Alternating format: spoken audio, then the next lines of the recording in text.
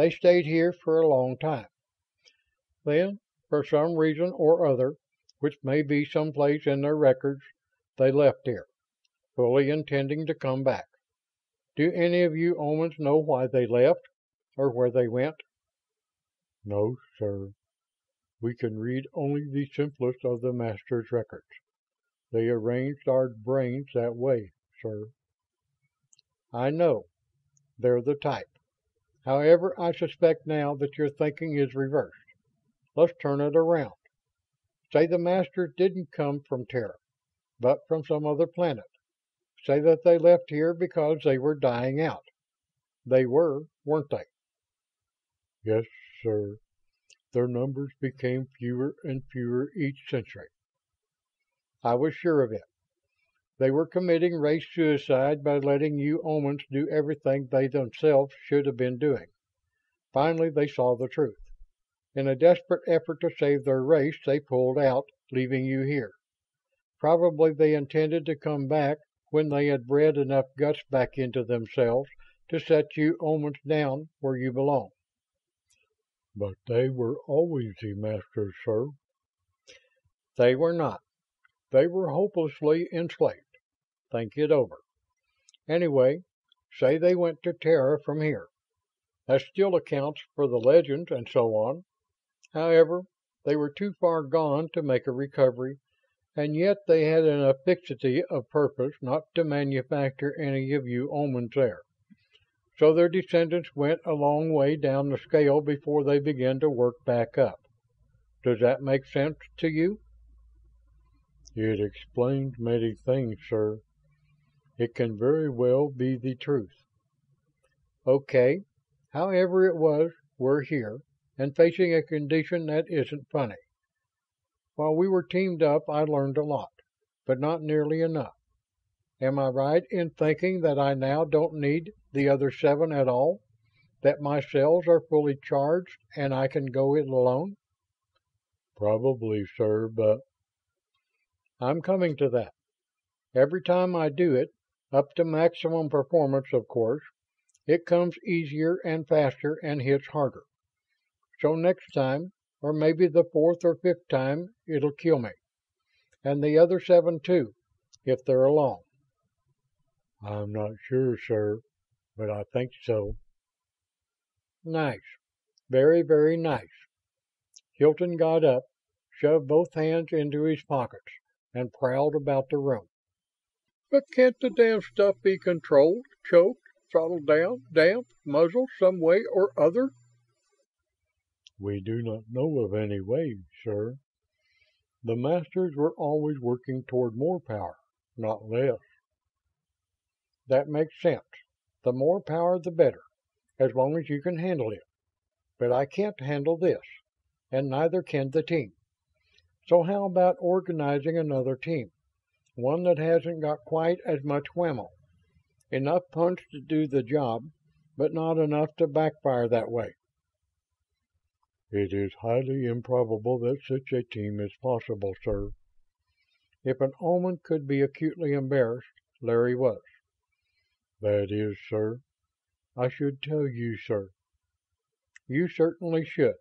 You've been stalling all along, and now you're stalled. Spill it." "Yes, sir. The Thule begged me not to mention it, but I must. When it organized your team, it had no idea of what it was really going to do." "Let's talk the same language, shall we? Say he and she, not it." "She thought she was setting up the peyondix, the same as all of us Omans have. But after she formed in your mind the peyondix matrix, your mind went on of itself to form a something else. A thing we cannot understand. That is why she was so extremely, I think, frightened might be your term." "I knew something was biting her. Why?" "Because it very nearly killed you. You perhaps have not considered the effect upon us all if any Oman, however unintentionally, should kill a Master." "No, I hadn't. I see. so she won't play with fire anymore, and none of the rest of you can." "Yes, sir. Nothing could force her to. If she could be so coerced, we would destroy her brain before she could act.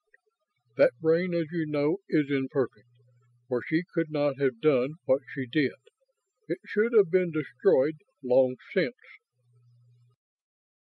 "Don't ever act on that assumption, Larry." Hilton thought for minutes.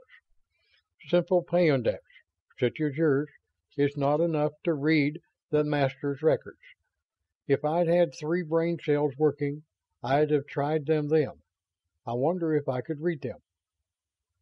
"You have all the old Master's powers and more.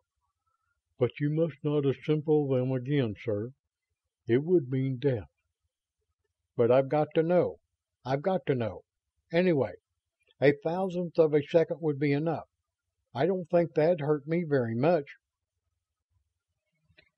He concentrated, read a few feet of top secret braided wire, and came back to consciousness in the sick bay of the Perseus, with 2 doctors working on him: Hastings, the top Navy medico, and Flanders, the surgeon. "What the hell happened to you?" Flanders demanded.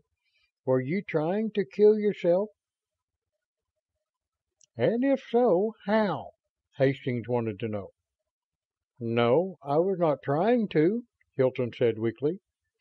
"And I guess I didn't much more than succeed." "That was just about the closest shave I ever saw a man come through. Whatever it was, don't do it again." "I won't," he promised feelingly. When they let him out of the hospital 4 days later, he called in Larry and Tuly. "The next time would be the last time, so there won't be any," he told them. "But just how sure are you that some other of our boys or girls may not have just enough of whatever it takes to do the job? Enough oompa, but not too much." "Since we too are on strange ground, the probability is vanishingly small. We have been making inquiries, however, and scanning. You were selected from all the minds of Terra as the one having the widest vision, the greatest scope, the most comprehensive grasp, the ablest at synthesis and correlation, and so on."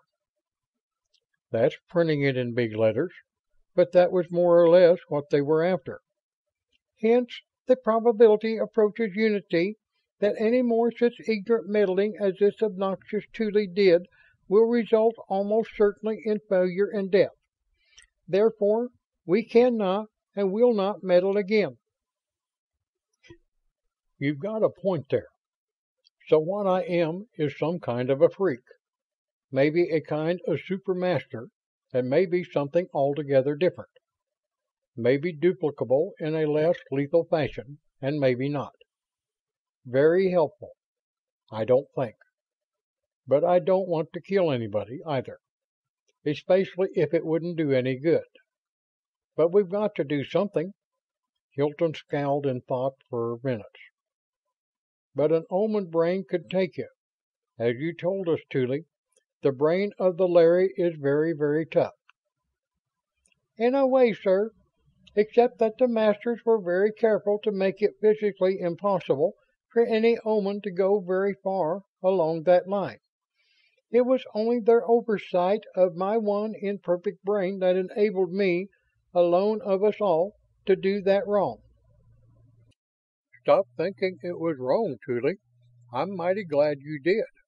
But I wasn't thinking of any regular Oman brain." Hilton's voice petered out. "I see, sir. Yes, we can, by using your brain as guide, reproduce it in an Oman body. You would then have the powers and most of the qualities of both."